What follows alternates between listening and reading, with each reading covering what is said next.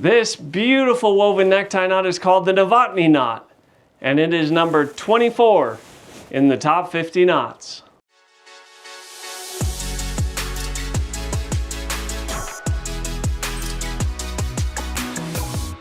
Throw our sunflower necktie over your neck with the blade on the right. Make sure your blade is a little bit shorter than your belt. Dimple the blade at your neck.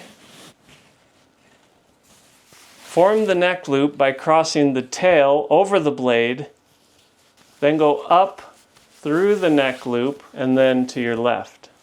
Take the tail under and in front of the knot to form the centerpiece.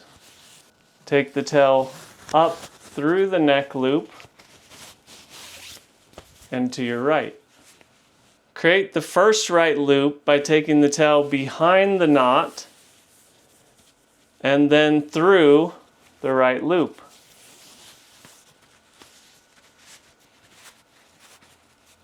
Tighten and then push the tail down through the neck loop. Create the second right loop by taking the tail down through the neck loop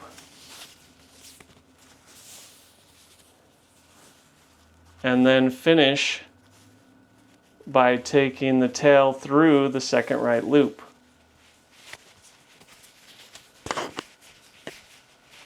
Tighten and then tuck the tail into your collar. Tighten the knot to your neck by pulling down on the blade. Voila, that is the Novotny knot. If you found that you didn't have much length on the tail, check out our tail ties. They're designed specifically for tail knots. This knot is almost identical to the Eldredge in tying and looks, but it's a little longer and has a more predominant centerpiece. If you like this video, hit that subscribe button so you can learn how to tie a tie more versatilely. But most importantly, gentlemen, keep looking classy. I'll see you at the top.